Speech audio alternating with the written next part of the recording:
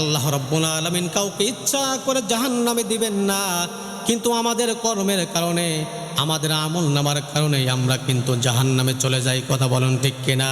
আমার ভাইরা, এই তিন মস্ত বড় অপরাধ, মস্ত বড় পাপ কখনো করা যাবে না। এক নাম্বার হলো আল্লাহ রাব্বুল আলামিনের সঙ্গে কখনো শিরিক করা যাবে না। প্রশ্ন করতে পারেন যে হুজুর শিরিক কি? এক কথায় তাদেরকে আমি বলছি, শোনেন, শিরিক হলো আল্লাহ রাব্বুল আলামিনের যেই ক্ষমতা আছে হুবহুব মানুষকে ওই ক্ষমতার মালিক মনে করে, এটা হলো মস্ত বড় শিরিক। দুই নাম্বার অপরাধ হলো আত্মীয় সম্পর্ক নষ্ট করা। বিশ্বনবী মুহাম্মদুর রাসূলুল্লাহ সাল্লাল্লাহু আলাইহি সাল্লাম তিনি বলেছেন, ও আমার উম্মতে মুহাম্মাদি আর সাহাবীরা, শুনে রাখো, আত্মীয়দের সঙ্গে তোমরা সুসম্পর্ক করে রাখো। যদি তোমরা তোমাদের রিজিকের মধ্যে যদি বরকত চাও, আত্মীয়দের সঙ্গে সুসম্পর্ক বজায় রাখো। তোমাদের হায়াত যদি বৃদ্ধি করতে যাও, অবশ্যই আত্মীয়দের সঙ্গে সুসম্পর্ক বজায় রাখতে হবে। বলেন সুবহানাল্লাহ। আমার ভাইরা, তিন নম্বর অপরাধ হলো যারা জাদুটোনা করে। জাদুটোনা বিশ্বাস করা যাবে না, আর জাদুটোনা করা যাবে না।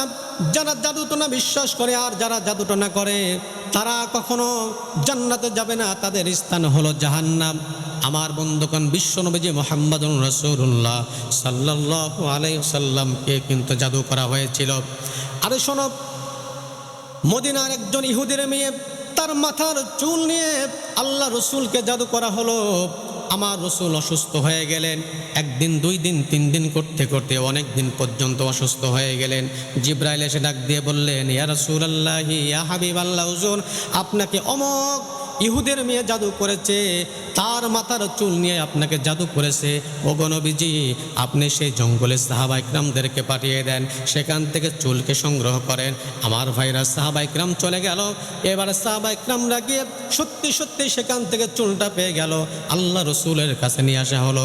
সূরা ফালাক আর নাস নাযিল হয়ে গেল। ইয়া রাসূলুল্লাহি, ইয়া হাবিবাল্লাহ, আপনি একটা একটা করে আয়াত পড়ে পড়ে এই চুলের গিরার উপরে ফু দেন, অটোমেটিক খুলে যাবে। আমার ভাইরা, বিশ্বনবীজি একটা একটা করে আয়াত পড়ে পড়ে ফু দেওয়া শুরু করলো। অটোমেটিকভাবে সেই চুলের গেরাটা খুলে গেল। এবার আস্তে আস্তে আমার নবীজি সুস্থ হয়ে গেলেন। বলেন সুবহানাল্লাহ।